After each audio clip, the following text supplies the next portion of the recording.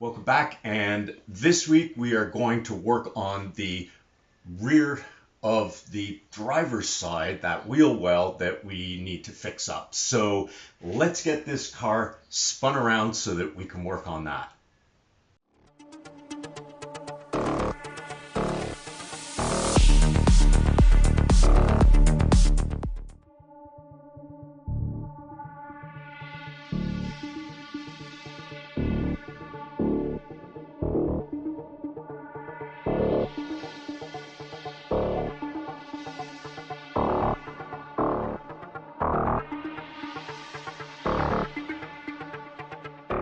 Just like the passenger side, the driver's side needs some repair here. If you remember way back when, we did a little bit of repair down here while we were replacing this whole section in here, but we still have to replace a bunch of this inner corner here, as well as this face side here is in a lot worse shape than the other side, but the top is actually in better shape. So first things first, we're going to get this as cleaned up as we can so we can see what we're dealing with, and then we'll decide what we're going to attack.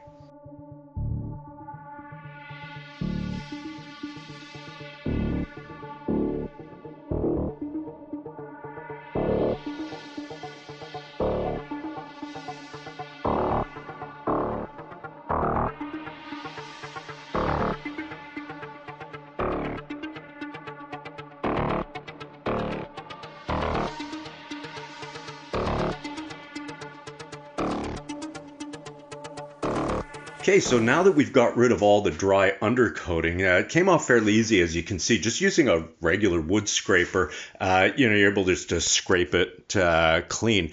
As you can see, the same back here. We're looking the same, same sort of rot in the same place. Not quite as bad, but definitely gonna need to be replaced back here. This piece up here, same place. I don't know about here yet. Definitely got some rust in there, but I don't think it's not perforated on the underside, so it might just be the face.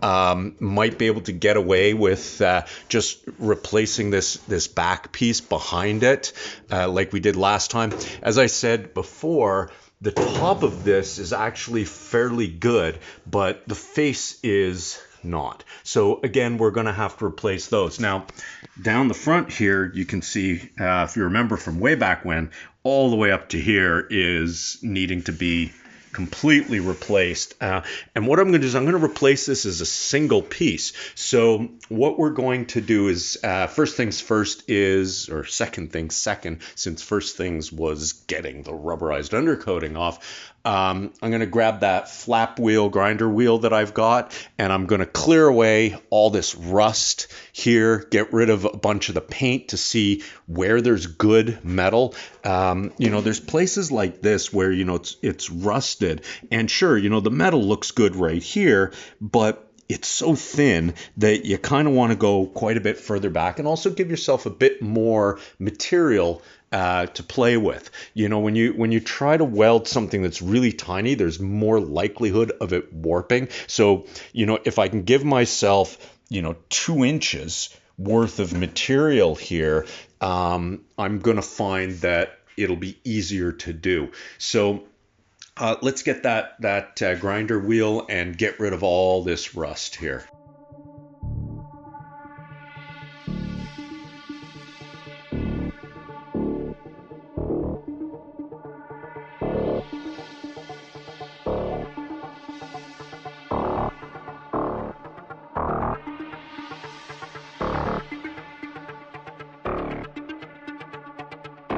Okay, so I got all that as much cleaned off as I needed cleaned off, and I can just see how far this needs to be cut back. It's about the same as the other side.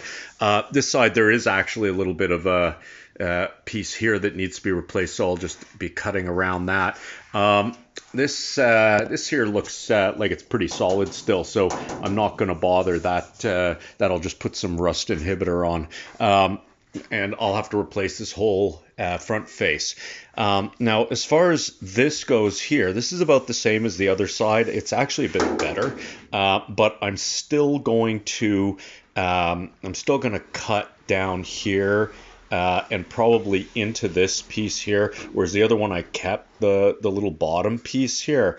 And actually, it doesn't look too bad when you look at the thickness of the metal. So what I might do is try and at least keep a bit of that lip that's there. Now I have the piece that I made for the other side, and I can just flip it over, and I can reuse that to stamp out the this curve and shape there. So that's kind of handy when I make a tool like that. As far as the rest of this goes, it looks pretty good actually. I'm not too worried about that. And of course, this needs to be replaced. Now, what I did notice up in here is there is a tiny hole right there. So what I might end up doing is just drilling that out and doing a spot weld on it. There's no need to replace the whole piece. I will have to remove all these spot welds. It looks like this is not doing the greatest right here, but again, I can just cut down across and up and replace that one little piece in there. There's a bit here as well, but that is again going to get replaced with this, so I'll probably end up bringing it up a good inch away from that.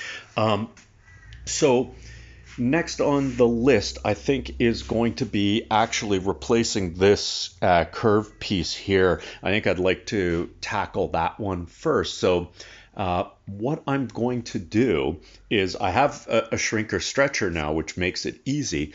But what I think I'm going to do is I'm going to make a template of this curve so that I can match up the piece that I bend to the template before I cut this out. Then I'll drill out these spots. I'll cut it out, and we'll make that piece. Okay, let's do that.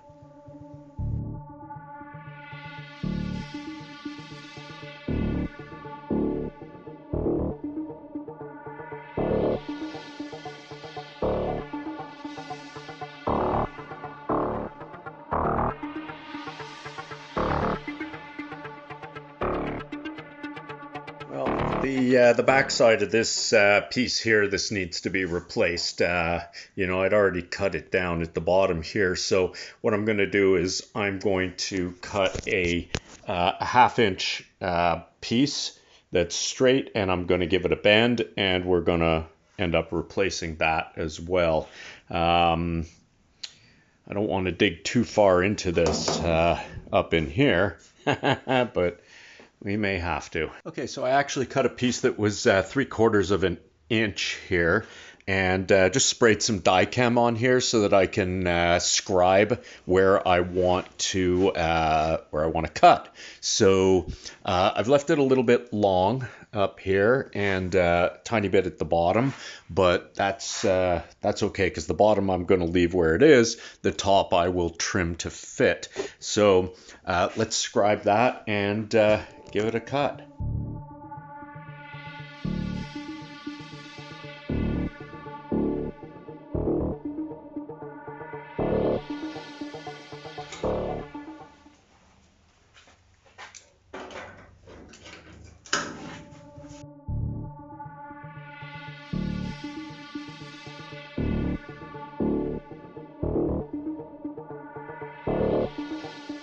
Well, I just bent up this piece here, and I totally forgot that I had bought Clecos for holding stuff. Here I am messing around with clamps, trying to get it to stay in place, and I've only got 2 hands, and it's just not working out. But these Clecos are great. If you haven't seen them before, you got this little tool, right, and you got a unit here, right? And you drill a 1/8 inch hole, and you put it through the 2 pieces of metal, and this piece comes out and it goes in, and then it spreads apart and pulls the metal together and holds it centered. So You see a lot of people who use self-tapping screws and stuff, and yeah, they're great. They're a little bit bigger than the 1/8 inch hole, and also the problem is that if you over torque them, what ends up happening is they strip and you end up with a bigger hole. And if you're putting them in and out and in and out and in and out, you're fatiguing that metal constantly. So at least with the Clecos, this is a really secure way of holding two pieces of sheet metal together. I think these were originally created for use in aircraft manufacture assembly. So yeah. Anyway, so now what I got to do is I trimmed everything to fit nice and tight in here. There's a little bit of a lip, but that'll move into place as I spot weld it. So what I'm going to do now is I'm going to do some of the plug welds in here. Then I'm going to work my way down from one side to the other, just spot welding this into place, and I'll have to hammer and dolly it because it's going to pull a little bit. But yeah, so let's do that.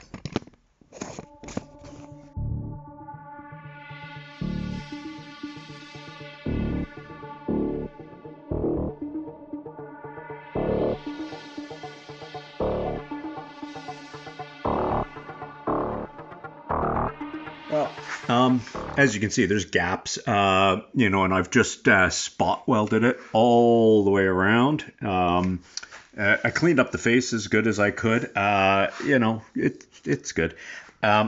But as I said before, I don't have any argon, so I got to go pick some up tomorrow. It's a holiday today, so I won't be able to pick any up until tomorrow. Yeah, that piece is now in place and ready for finish welding.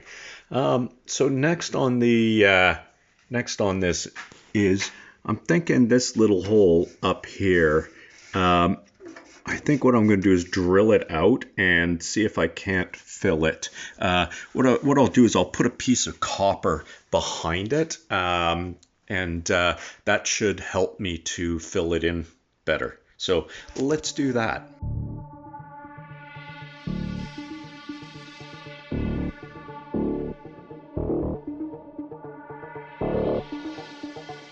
Okay, so now that that's fixed, the next thing that I want to tackle is getting these pieces cut out so that I can access this back piece here.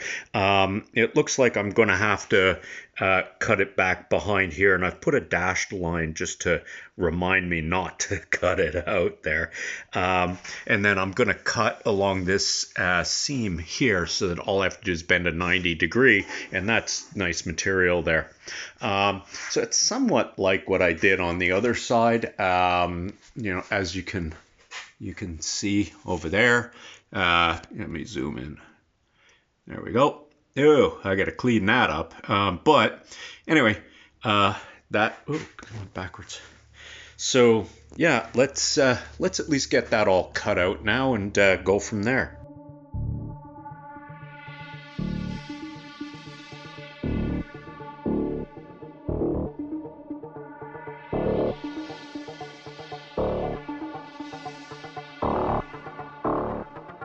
Okay, now that piece, that all came out one piece. Don't know whether I'm going to be able to make it in one piece, but, we'll do what we can. Now that I can see in here, it's a really good thing that they sprayed this rubberized stuff in here, because, man, that stuff is thick. It's like an inch thick over there. And yet they didn't hit the one spot where it rusted out on both sides. So, way to go, guys, at the factory. Well, I'm sure the dude that built this car is long gone, but, or he's very old and doesn't remember doing it. So, anyways, I am pretty pleased with the way that's cut out. I'm all the way to nice clean metal. So what I'm going to do now is I'm just going to get rid of these little bits here. I think you've noticed I've been using a file. As you can see, it's all been cut out, and I went around and I cleaned up all that garbage that was inside that would catch fire when I weld. Got the backside, got the edges, the sharp edges taken out, and I cleaned back the paint as well on the surface, as much of the rust as I could get. I just noticed that this is probably going to have to be replaced as well. So I'm going to do that right away while I'm at it. Yeah, I did not cut that back piece yet. I'll do the same as I did on the other side, where I will fix this section first, get it nice and secure, and then take that apart. And I know that there isn't going to be, if I just remove this little piece, it's not, all car's not going to fall apart. But, you know, take it in steps, right? So I now have one piece taken out, and I'm going to replace one piece. So, yeah, that's what's up on the agenda next. Right, so I thought I would make this back piece here, which I did. This is just freaking beautiful, right up until the point that I realized that I bent it backwards. So yeah, you know, it's like the top is supposed to come out, not go in.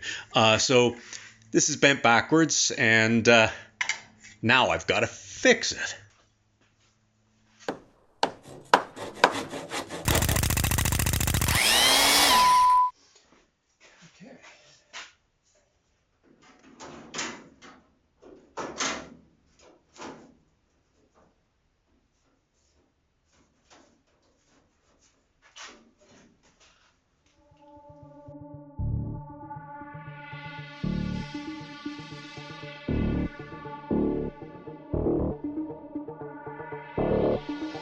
Well, I did a bit of work here off camera, just for expediency. As you saw, I fixed this piece here and just welded that in. So it's just been tacked in with the MIG welder. I still got to put a little piece in here that I've got to just bend up and pop in there and drill out this hole. And then what I did is I just made a piece that went in here, and it's really ugly, and replaced that part that had a small perforation. And then I made this top piece the same as I did on the other side, just getting it into place. So what's next on our list of things to sort of do the best we can is, as I said, make this little piece and tack it in, clean up enough of it so that I can then make this piece, which this piece should be fairly easy because it's just across here, and then it just has one little flap. So let's get on with those two and get this thing to the point where I will drill some holes in this, some plug welds that I can MIG weld. I'll do the same on this one, and we'll get this so that it's all ready for fixing that. And then once that's done as well, then I'll whip out the TIG welder and we will TIG weld everything up, grind it all down, and then we'll get on to this, which I forgot about. And so yeah, before we TIG weld, we're going to replace this piece as well. And then, am I right? Yes. And then we're going to call it a day and say this side is done and can be TIG welded. Okay. That list just got really long. Okay, well, whatever. Let's do it.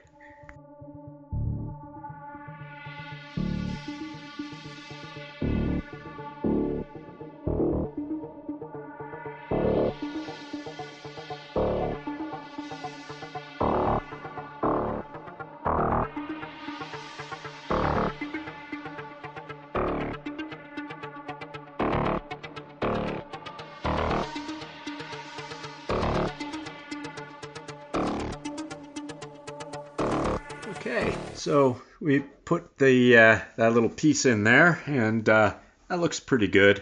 Um, I did it differently than I did the other side, but either way, it worked, and just gave it a bit of a grinding there. So we're happy with that, and now it's time to move on to that piece.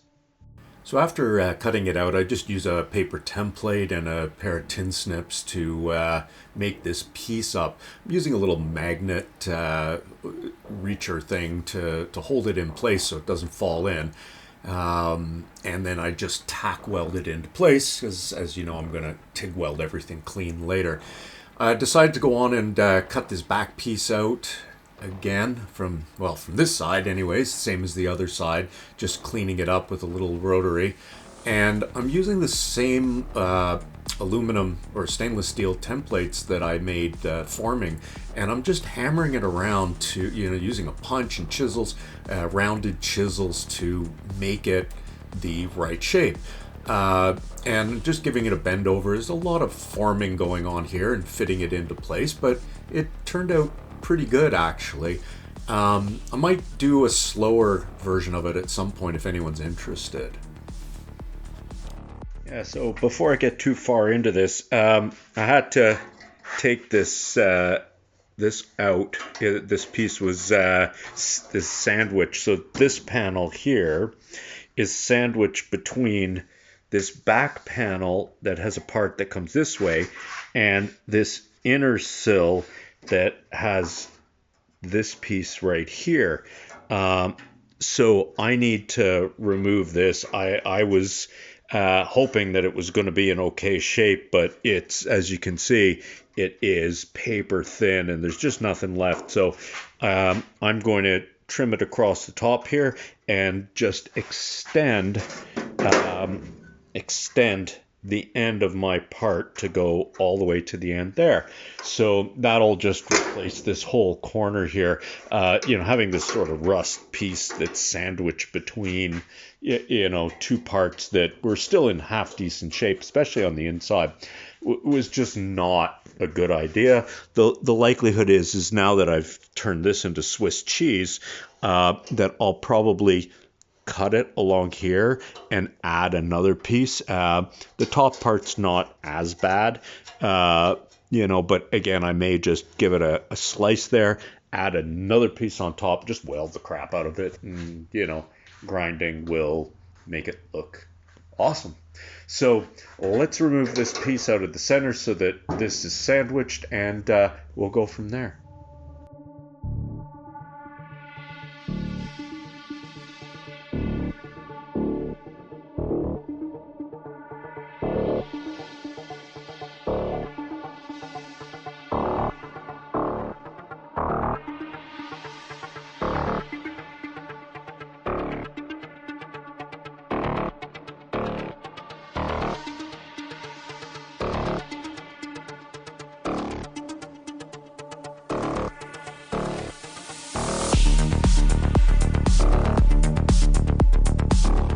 Well, I did stuff out of order here. I still have this piece up here to do, but I got that one done and out of the way. And as you saw, I replaced the back piece here. So once I finish weld this and give it a grinding, it's gonna look hidden, where no one's ever gonna see it. So that's just a lot of really fine detail work, as you could, as you saw. It takes a long time to make these really fancy pieces here, but it's fun. That's the whole point, isn't it? Just to enjoy building this really big model.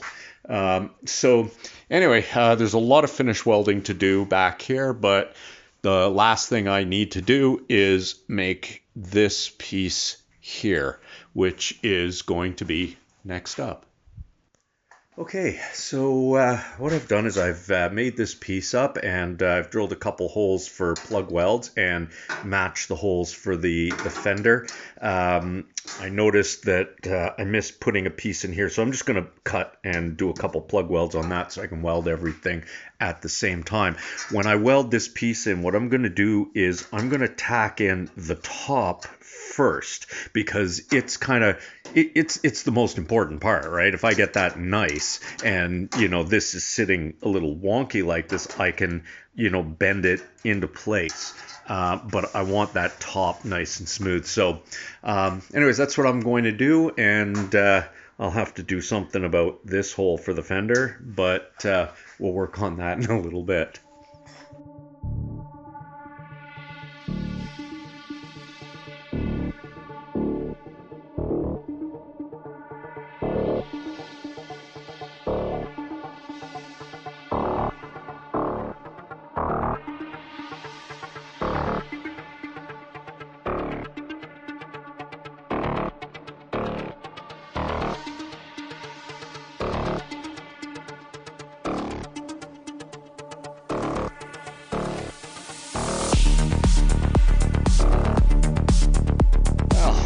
Okay, so just finished welding to do now. So that's all been spot welded. I started filling in some of the bigger holes down here because they'll be a real pain in the butt to do with the TIG welder. At least with the MIG, I can hold this piece of copper behind and fill the space. But everything else looks like it's good enough for TIG. Oh, geez, I still have that piece to put in right there. Oh. All right, you know what? Let me do that now. And we're back. Yes, we're back. And we're back. Okay, so that's taken care of now. It's not super pretty, but it's done. So there's still finished welding to do on that. And yeah, other than the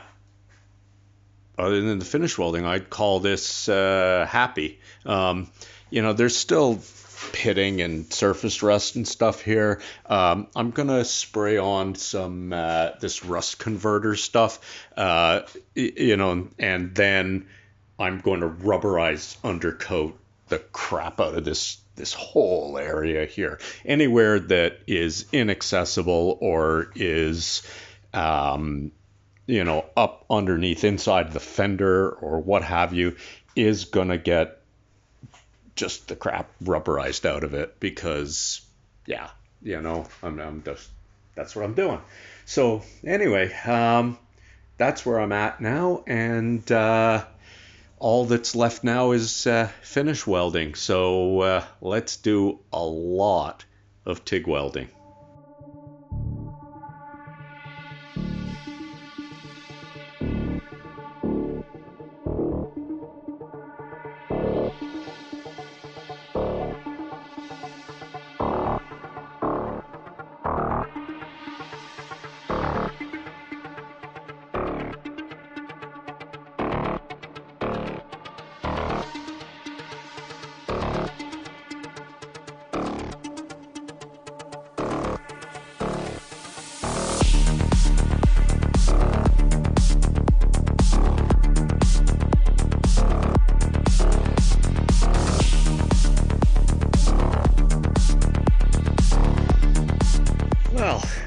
It's really nice being able to flip this car over and be able to work in situ here, because it just makes welding this sort of stuff a lot easier when you're not like trying to learn how to weld upside down. So anyway, this is all welded now. It looks pretty good. I'm fairly happy. There's a bit of shrinkage happening, which I got to tap out anyways with the hammer, but again, this is kind of hidden stuff. So, I'm more trying to learn how to control my welds better. And I'm getting better at it, because once I move on to the body panels, there's going to be no hiding crappy welding. So that is all of that welded. So now we'll just give it a grinding and take it from there.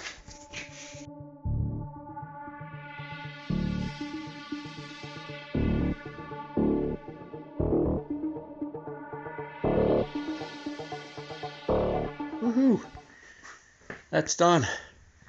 There we are. You probably just saw me mark. There's a tiny little hole there, pinhole, that I am going to have to fix right there. So I will get to that the next time I have the welder out. So yeah, that wraps up that rear quarter now. That's pretty much it now. Let's call that rear quarter done for now. That is all the time I've got for this episode. I think that's a great place to wrap things up. We got both rear quarters done. We've got both inner and outer sills done. So yeah, thank you so much for sticking around if you hung out this long. Like, subscribe, hit that notification bell so you can hear when I got new episodes coming out. Leave some comments. It helps that algorithm and, bumps me up, which would be awesome. I'm having a great time with this. I hope you are too. I hope you're learning something. And we'll see you next time. Thank you.